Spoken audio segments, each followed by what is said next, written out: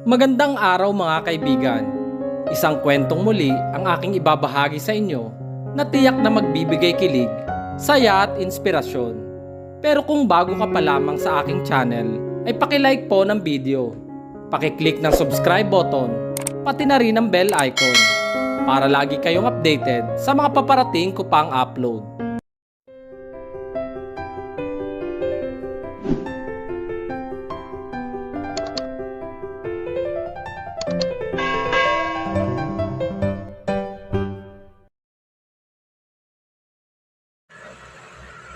Abigail Sandoval. Lumingon ako sa tumawag sa akin. Lumawak ang ngiti ko sa akin labi nang makita ko ang aking boyfriend. Kinilig ako ng sobra lalo at may hawak itong bulaklak at chocolate. Lumapit siya sa akin at tangkasan na akong hahalikan na bigla akong umiwas dito. Baby, hanggang ngayon ba ayaw mo pa rin na magpahalik sa akin? Lumambo na tayo ngayon, di ba? Tanong nito nang may pagtatampo sa tinig. Dave, di ba sinabi ko na sa'yo na papayag lamang ako magpahalik kung mag-asawa na tayo? Wika ako rito. Nakakainis ka naman, Abe. Hindi ka naman mabubuntis sa halik at yakap. Dave, kung hindi mo kaya maghintay at sundin ang nais ko, mas mabuti pang mag-break na lamang tayo at humanap ka na ng babaeng hahalikan mo oras-oras. Wika ako sa kanya. Okay, sorry na baby. Paglalambing niya sa akin, tumingin ako sa lalaki. Hindi ko rin alam kung bakit ayoko magpahalik sa boyfriend ko. Pumunta lang ako dito para sabihin sa'yo na isasama kita mamayang gabi sa birthday party ng aking Lord Charles. Lahat kami invited kaya pwede raw kami magsama ng mga girlfriend namin. Sige, sasama ako. Sang-ayon ko sa lalaki. Susunduin kita dito mamayang alas 7 ng gabi.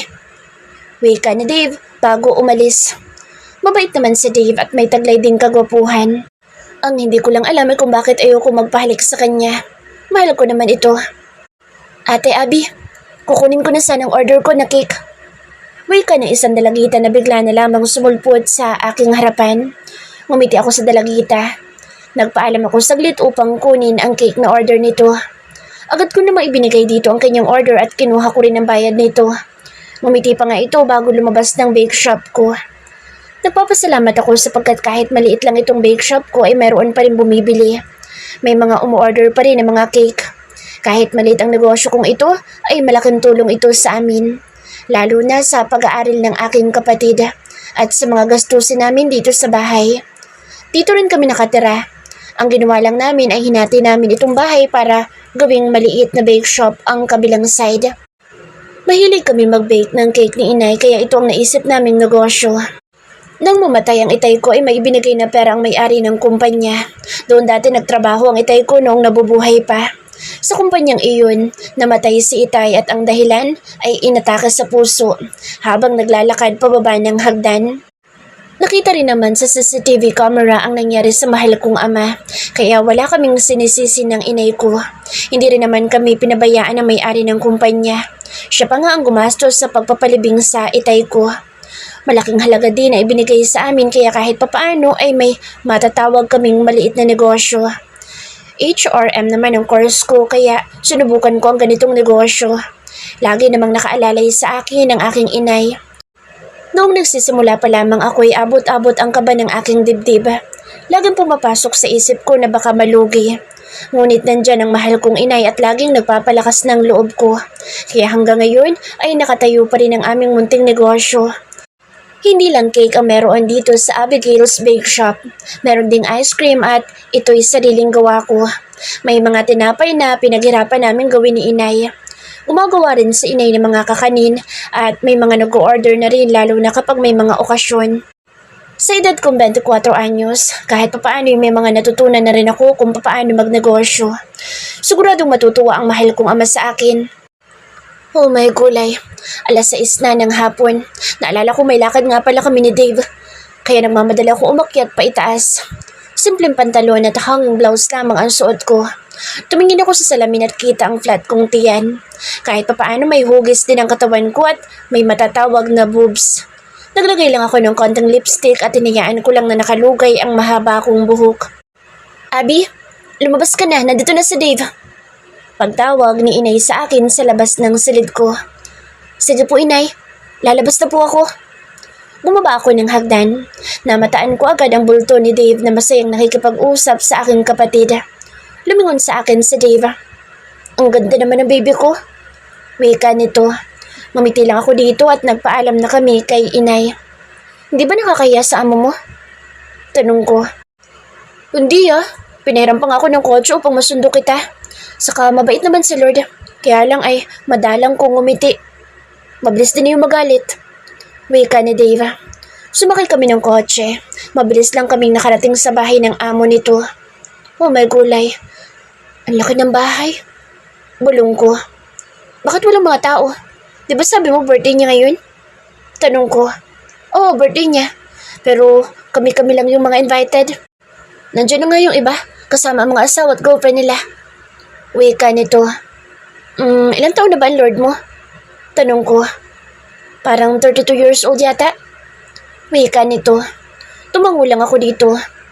Matanda na pala. Wika ko. Ako? Kasi nga 23 pa lang. Pero tingin ko sa sarili ko ay matanda. Pumasok kami sa loob ng bahay at nakita kong meron ng nagiinuman. At meron din mga kasamang babae, mga kasamahan nito sa trabaho. Girlfriend mo? Tanong ng kasama ni Dave. Oo, pre. Sagot ni Dave. Pakasalan mo na at baka maagaw pa. Wika ng mga ito. Darating din kami dyan. Turo na lalaki sa mga kasamahan nito. Tumingin sa akin si Dave. Dito ka lang muna, baby. Kukuha lamang ako na makakain natin. Paalam nito sa akin. Sige. Tugon ko. Nakita ko itong pumasok sa loob ng bahay. Kinuha ko muna ang cellphone ko dahil narinig kong may nag-text at nakita kong si Brianna ito. Pasaway talaga. Bulong ko. Napangiti ako habang nagte-text kay Brianna. Lord, happy birthday! Dinig kong wika ng mga tao sa paligid ko pero hindi ako nagtaas ng mukha dahil busy akong asarin si Brianna.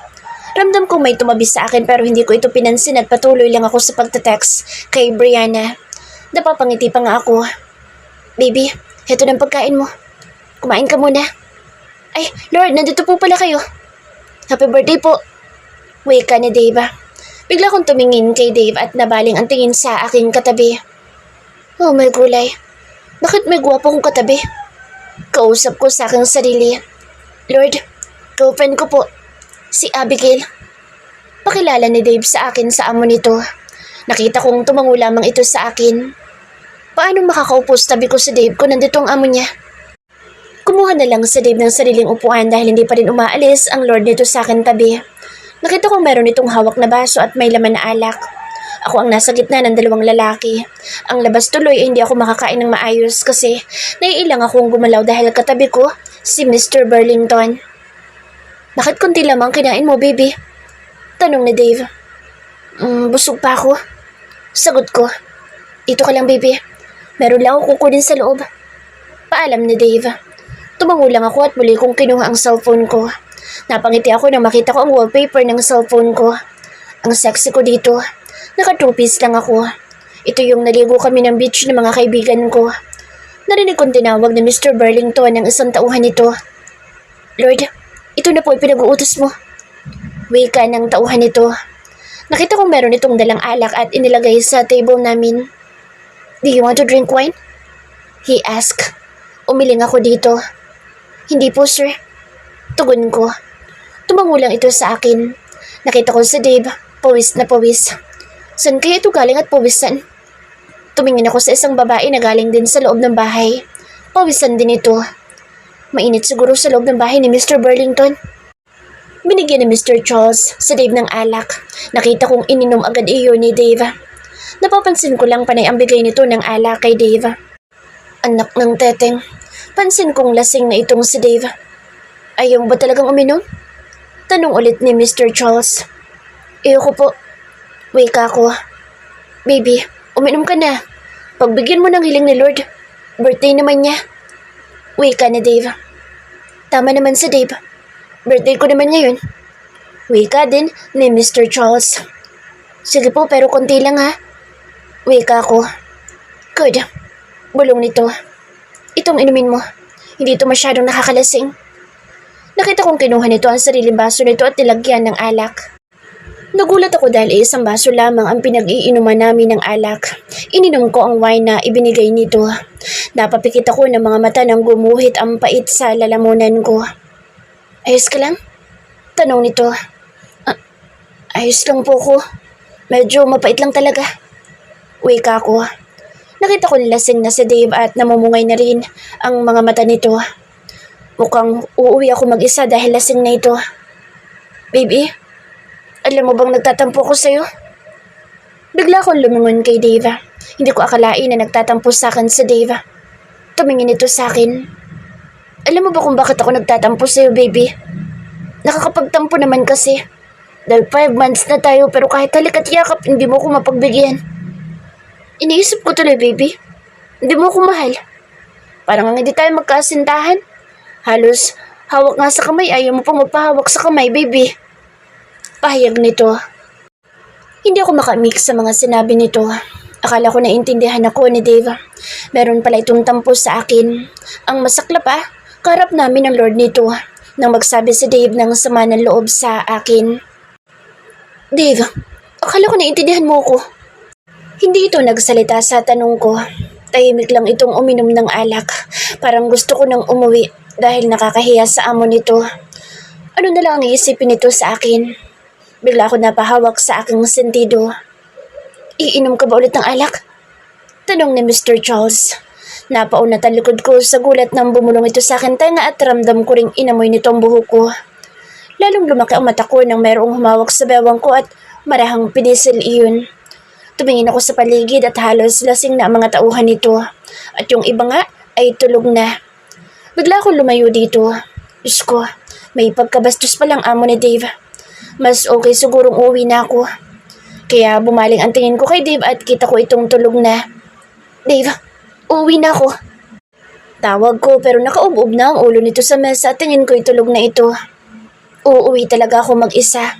Nakakainis si Dave. Kung alam ko lang na ganito mangyayari sa akin dito, ay hindi na sana ako sumama pa.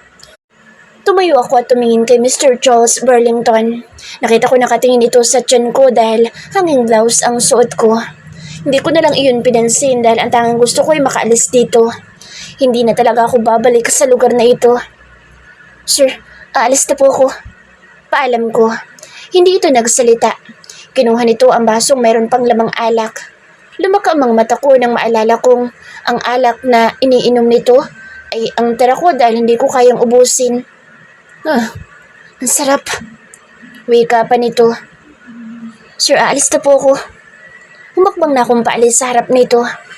Ihatid na kita. Wika nito. Lumingon ako rito. Huwag na po, sir. Meron naman po ako masasakyan. Pagtanggi ko sa alok nito. Bakit ayaw mo magpahatid sa akin?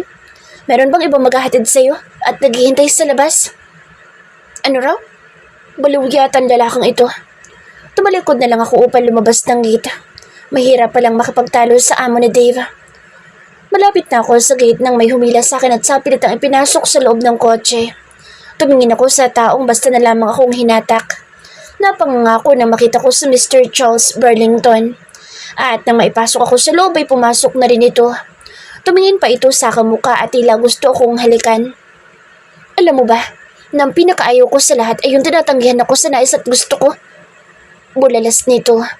Nakita ko rin bumaba ang mata nito sa suot kong damit. Tila hindi nito nagugustuhan iyon.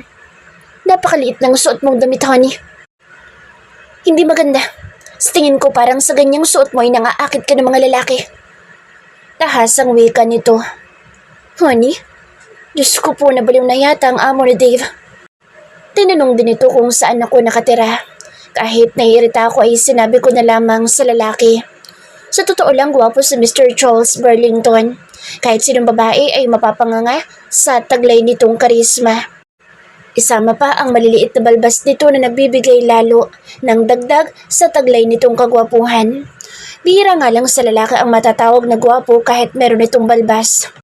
Ang kay Mr. Charles kasi ay maliliit lang at tingin ko'y bagong ahit ito. Tumigil ang kotse at tumingin ako sa labas. Tulog na pala sila inay. May dala naman akong susi kaya kahit hindi ko naabalahin ang pagtulog nila. Lumabas ako ng kotse, lalo at pinagbuksan din ako ng pinto ni Mr. Charles Burlington. Salamat po, sir. Magalang na wika ako. Nabigla ako nang basta nalaman kong hilahin ito at isandal sa kotse at inipit ang katawan ko gamit ang lakas nito. Napakaswerte ko ngayong gabi. Alam mo bang kanina pa ako natatakam sa'yo? Mapang-akit na bulong nito. Kaya itinulak ko ito. Pero sadyang malakas si Mr. Charles. Ngumisi lamang ito sa akin. Mukhang maunahan ko pang boyfriend mo na matikman ang labing iyan. Bulong nito sa may tenga ko. Nagpumiglas ako sa pagkakahawak nito pero hindi pa rin ako makawala sa binata. Nagulat ako nang hawakan nitong ulo ko at pinaharap sa mukha nito. Mr. Charles, bitiwan mo ako. Ngumisi lang ito sa akin. Titikman ko lamang ang mga labing iyan. Kung gaano kasarap. Baliw na wika nito. Iginalaw ko ang aking ulo, lalo at nakikita ko lumalapit na ang labi nito sa labi ko pero hindi ko kaya ang lakas nito. Namalayan ko na lamang na nakalapat na ang labi nito sa aking labi. Halos hindi ako makahinga sa ginagawa nitong halik sa labi ko, kaya itinulak ko ito ng malakas. Naalis na naman ang labi nito sa aking labi. Gusto kong umiyak dahil sa pambabasto sa akin ng Mr. Charles. Hindi ba nito naisip na girlfriend ako ng tauhan niya? Sasampalin ko sana ito nang mahawakan niya ang pulusuhan ko, kaya masamang tingin ang ibinigay ko rito. Napakabastos mo, Mr. Charles Burlington. Alam mo naman na girlfriend ako ng tauhan mo. Wala akong pakialam, honey. Dahil oras na may magustuhan akong bagay, ay hindi pwedeng hindi mapa sa akin. Wika nito. Mr. Burlington, hindi ako isang bagay na basta mo nalang aangkinin kapag ninanais mo. Kaya please lang, pakawalan mo na ako. Bulalas ko rito, pero ngumisi lamang ito sa akin. Napakaswerte ko ngayong araw ng birthday ko dahil nakatikim ako ng labi na kay sarap halikan. Lalo pang naging masayang aking kaarawan dahil ako ay nakakuha ng first mo. Bulong nito. Bitiwan mo na ako, Mr. Charles. Di ba nakuha mo na ang gusto mo sa akin? Lumuwag ang pagkakahawak nito sa akin kaya dali-dali ako umalis sa harap nito. Nagmamadali ako lumapit sa bahay namin at hinalongkat ko ang dala kong bag para hanapin ang susi. Wala akong pakialam kahit may mga nahulog na gamit ko galing sa bag ko. Ang gusto ko lang ay makapasok na agad sa loob ng bahay. Nakita ko may pinulot sa lupa si Charles pero hindi ko iyon pinansin. Nakahinga ako nang maluwag na makita ko rin ang pesteng susi ko. Pinaghanap pa talaga ako ng matagal. Lumapit ako sa pinto upang buksan ito. Peste naman no, bakit hindi ko mabuksan ang pinto? Tama naman ang susi ko. Kung kailan gustong gusto ko na makapasok sa loob ng bahay. Nagulat ako nang mawala sa kamay ko ang susi. Nakita ko itong hawak ni Charles at ito na nagalis ng lock ng pinto. Hindi ako makagalaw lalo at nasa likod ko ito kaya ang labas tuloy ay nakayakap ito sa akin. Ramdam ko ang kilabot ng bawat pagsayad ng balat nito sa balat ko. Nakahinga ako ng maluwag nang maalis na ang lock ng pinto. Hahakbang na sana ako paloob ng bahay nang hawakan ako nito sa aking bewang. Ang malalapay tumaas ang kamay nito papasok sa loob ng damit ko. Kaya nagpumiglas ako sa pagkakahawak nito. Pero maigpit ang kapit nito sa akin. Hindi ako makaimik nang sumayad ang mainit nitong kamay sa balat ko. Oh my gulay. Diyos ko, lantang gulay na talaga ako dahil tila nalalambot na mga tuhod ko. Sobrang bilis na mga pangyayari dahil nakasandal na ako sa pader at bigla itinaas ang damit ko. Ganon din ang suot kong bra. Abigail, ikaw na ba yan? Dinig kong tanong ng inay ko kaya malakas kong itinulak si Mr. Charles papalayo sa akin. Pero bago ako pumasok sa loob ng bahay ay mariin pa ako nitong hinalikan sa akin labi. Napasaya mo ko ngayon. Hindi ko makakalimutan ang araw na ito. Bulong nito bago umalis sa harap ko. Mabilis akong pumasok sa loob ng bahay at mabilis na inilak ang pinto. Nakita ko pa si inay. Umiinom ng tubig. Oh, ano nangyari sa'yo? Abi, at ang madali ka? Tanong ni inay. Inaantok na po kasi ako, inay. Palusot ko. Sige na, umakyat ka na sa kwarto mo nang makatulog ka na at makapagpahinga. Wika nito. Kaya nagmamadali akong pumasok sa loob ng kwarto ko. Bigla akong napaupo sa sahig at hindi makapaniwala sa nangyari sa akin ngayong gabi. Sa isang gabi lang ay hindi na virgin ang labi ko. At isang gabi lang ay may yumakap sa aking katawan. Ang bilis na nangyari sa akin. Abi, anak, gising ka na ba? Dinig kong pagtawag sa akin ni inay sa labas ng pintuan ng aking silid. Gising na po ako, inay. Kaso masakit lang po ang ulo ko. Maya-maya po ako babangon. Wika ko. Halos wala akong tulog kagabi dahil sa kakaisip sa ginawa ni Mr. Charles sa akin. Isama pa yung nalaman ko na may tampo sa akin ng boyfriend ko. Kaya ang kinalabasan mukha akong zombie. Lumabas na lang ako ng kwarto ko. Hindi na nga ako nag-abalang magsuklay ng buhok. Hindi na rin ako nagpalit ng damit ko. Hindi naman manipis ang suot kong damit at short. Ate, ano nangyari sa'yo? Tanong ng kapatid ko. Huwag mo nila akong pansinin. Isipin mo na lang may kasama kang zombie. Wika ko dito at umupo sa bakanteng upuan at umubob sa lamesa. Wala pa naman masyadong bumibili sa nandito naman si Zia. Anak ng toko.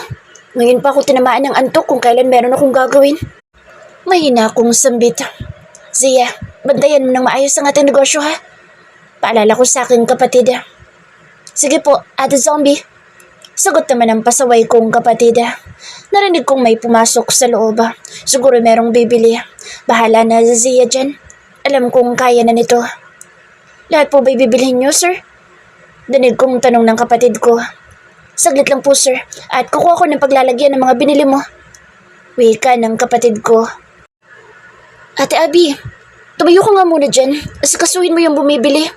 Meron lang akong kukunin sa loob. Wika ng kapatid ko. Oo, tugon ko pero hindi pa rin ako umaalis sa pwesto ko. Nagulat ako nang may humahaplos sa buhok ko. Mukhang antok na antok ka, honey ko. Dinig kong wika ng isang lalaki. Lumaka ang mga mata ko nang marinig ko ang boses na iyon. Kahit saglit ko lamang nadinig iyon, ay hindi na mawawala iyon sa aking isipan. Bigla tuloy ako umayos ng upo at inayos ko rin ang aking buhok. Tumingin ako sa aking katabi at lumaki ang mga mata ko nang makita ko si Charles Burlington. Nakatingin ito sa akin. Mas lalo ako nagulat nang bigla nitong halikan ng labi ko. Isang mabilis na halik ang iginawad nito sa akin.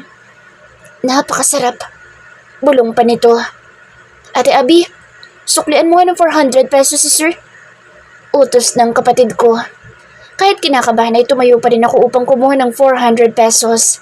At inabot ko dito ang pera. Pero tumingin lamang ito sa aking kamay.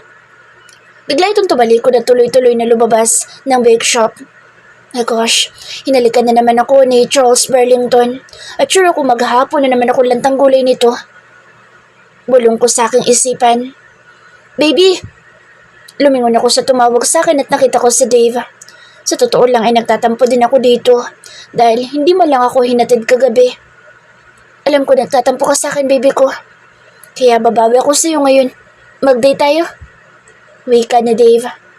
Sige, teka lang muna't magbibihis lamang ako. May galak sa aking puso.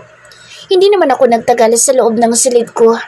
Agad ako nagpaalam sa aking kapatid na si Zia. Zia, alis na muna ako. Paalam ko sa kapatid ko. Sige ate, mag-iingat ka. Sagot nito. Kaninong kotse yan? Tanong ko kay Dave. Kay Lord Charles. Pero idadaan muna natin yan sa mansyon bago tayo mag-date, baby. Wika ni Dave. Nyek, pupunta pa tayo doon? Magtatagal lang tayo kung dadaan pa tayo sa mansyon ng Lord mo. Wika ko nang may pag-aalala. Nakakainis naman. Bakit dadaan pa kami doon? Dave, dito na lamang kita hihintayin sa labas ng gate. Alanganin ko, Wika. Ha? Bakit dito? Sa loob na lang, baby. Wika ni Dave. Parang gusto kong lumabas ng kotse at magtatakbo pa uwi sa bahay ko dahil ayokong tumuntong sa mansyon ng bastos na lalaking iyon. Pero wala akong magawa nang pumasok na ang kotse sa loob ng gate at ang tanging dasal ko na lamang ay sana'y wala ditong impaktong lalaking bastos. Baby, bumaba ka muna. Wika na Dave. Wala akong nagawa nang marahan akong hilahin ni Dave papalabas ng kotse. Pansin kong wala akong makitang impakto na pag-alagala dito. Baby, pumasok muna tayo sa loob. Wika ni Dave. Nagsalubong ang kilay ko. Bakit papasok pa tayo sa loob? Pwede namang umalis na lamang tayo, di ba? Wika ko. Baby, ibibigay ko lang itong susi kay Lord at magpapaalam na rin ako. Wika nito. Hindi ka pa ba nakakapagpaalam sa kanya? Naiinis na tanong ko. Hindi pa. Pero papayag naman yun, baby. Paano kung hindi ka payagan, ha? Pwede naman bukas tayo mag-date kung hindi ako papayagan na yun. Wika nito. Biglang nag-init ang bungo ko sa sagot ni Dave. Tatalakan ko na sana ito nang makita ko si Charles na lumabas ng bahay at may kausap ito sa cellphone. Nakatalikod dito kaya hindi pa kami nakikita. Dito na lang ako. Bulong ko kay Dave. Huwag kang mahiya kay Lord. Mabait naman siya. Wika nito. Lord! Pagtawag ni Dave sa kanyang amo. Bigla itong lumingon sa gawin namin ni Dave. Kaya umiwas ako ng tingin dito. Pero nakikita ko sa gilid ng aking mga mata ang pagtitig nito at tila ako hinuhubaran. Oh my kulay. Ano bang nangyayari sa akin? Kausap ko sa aking sarili. Sumunod ka sa akin. Meron ako sasabihin sa'yo at dalhin mo muna yung girlfriend sa sala. Wika ni Charles. Opo, Lord. Sagot ni Dave. Doon mo ako hintayin sa sala, baby. Wika ni Dave. Hindi na lang sana ako sumama kay Dave para makapag-date kung alam ko lang na ganito mangyayari sa akin. Mukhang palpak pang lakad namin ha. Dito ka lang, baby ha. Pupunta lang ako sa opisina ni Lord. Paalam ni Dave. Tumangula ako dito. Nakakainis na lalaking iyon. Pansin ko may pagagawa iyon kay Dave. Hindi nagtagal ay biglang lumabas ang boyfriend ko sa silid ng amo nito. Baby, dito ka lang. May pupuntahan lang kami. Babalik din naman ako agad. Wika na Dave at nagmamadaling umalis sa aking harapan. Hindi man lang ako nito hinintay na makapagsalita dahil nagmamadali na itong lumabas kasama ang ibang mga tauhan ni Mr. Charles. Diyos ko, siguro iuwi na lamang ako kaysa naman magmukha akong tanga dito kakahintay sa visit kong boyfriend. Tumayo ako upang lumabas. Nakakailang hakbang pa lang ako nang may magsalita sa likuran ko. Aalis ka na agad, honey? Hindi pa tayo nakakapag-usap ng maayos. Nagulat ako na lumapit ito sa likod ko. Lumaka ang mata ko nang halikan nito ang leeg ko. Kaya bigla akong lumayo rito. Agad din akong humarap sa lalaki kahit na kinakabahan ako. Pumanhin po, sir. Kailangan ko na pong umalis. Paalam ko rito. Masyado ka naman nagmamadali, honey. Hindi naman ako nangangagat ng tao. Lalo na sa isang magandang katulad mo. Ang totoo niyan, iba yung gusto kong kagatan sa'yo. Mapang-akit ng wika nito. Namula mukha ko sa mga sinabi nito. At para sa akin ay iba ang dating ng sinambit nito. Masyadong mahalay magsalita si Mr. Charles. Tumalikod na lang ako upang umalis sa bahay nito. Diyos ko po, napakabastos na lalaking ito. Hindi ba nag-iisip na babae ang kaharap at girlfriend pa ng tauhan nito? Baby, aalis ka na? Biglang tumingin ako kay Dave. Oo, kailangan ko nang umuwi. Huwag na muna tayo mag-date ngayon. Total naman meron kang gagawin. Sabi ko dito. Baby, mabilis lang naman yung ginagawa namin. At sana hintayin mo na ako, please. Pagmamakaawa ni Dave. Napahilot na lang ako sa aking ulo. God, gabayan niyo po ako lalo na kay Mr. Charles. At sana ilinisin mo ang bastos niyang utak. Dasal ko sa aking isipan. Maaga pa naman, baby. Kaya hintayin mo na lang ako dito. Wika ulit ni Dave. Muli akong niyaya pabalik sa sala at pinaupo sa sofa. Tumingin ako kay Mr. Charles at nakita kong busy ito sa laptop nito. Sobrang kaba ng dibdib ko ng mga oras na ito. Nakita ko nag-uusap si Charles at Dave. Mukhang mahalaga ang mga pinag-uusapan ng mga ito. Tagal naman ng hapon. Gusto ko na umuwi at na makalayo na ako sa bastos na lalaking ito. Lord, dito po muna girlfriend ko. Wika na Dave. Diyos ko at sa lalaking ito pa ako inibilin. Baby, alis muna ako at sana hintayin mo ako. Saka mabilis lang naman ang pinagagawa sa amin ni Lord. Wika ni Dave sa akin. Tumango na lamang ako dito. Masamang-masama ang aking loob. Narinig kong umalis na ang sakyang dala ni Dave. At sa totoo lang ay nalalamig ang mga palad ko dahil sa kaba. Lalo na't kaharap ko si Mr. Charles. Ano bang nangyayari sa akin? Ewan ko ba? Nabigla ako nang tumayo ito at lumapit sa akin tabi at bigla ding hinawakan ng mga palad kong nanlalamig. Napakalamig ng mga palad mo. Tayo sa kwarto at painitin natin. Tahas ang wika nito. Bigla akong hinila ang mga palad kong hawak nito at pagkatapos ay tumingin ako rito ng masama. Napakabastos mo. Wika ako. Anong bastos na sinabi ko, honey? Ang sabi ko lang ay pumunta tayo ng kwarto dahil hindi masyadong malamig doon. Hindi katulad dito sa labas. Wika nito. Nakakainis. Ang galing magpalusot na lalaking ito pero tama nga naman ito dahil wala naman itong sinabi na bastos. Bakit ba pag ito ang kaharap ko nagiging bastos na rin ang utak ko? Lumapit muli ito sa akin kaya hindi na ako makagalaw.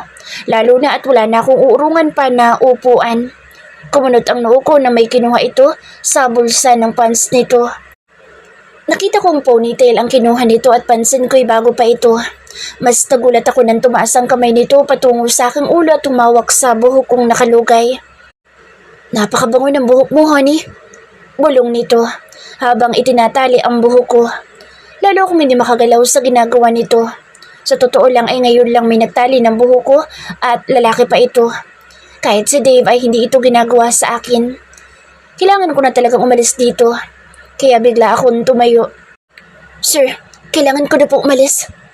Paalam ko at nagmamadaling lumabas pero may humila sa braso ko at isinandal ako sa pader. Aalis ka na agad? Hindi ko pa nga nagagawang nais ko sa'yo. Wika nito, sabay halik sa aking labi. Nagpumiglas ako pero malakas ito. Itinulak ko ito kaya tumigil naman ito sa paghalik sa akin. Masama itong tumingin sa akin. Ito pa ang may ganang magalit, samantalang ito naman ang basta nalang nanghahalik. Mister, alalahanin mong girlfriend ako ng tauhan mo. Hindi ka ba nag-iisip na baka may makakita sa ginagawa mo?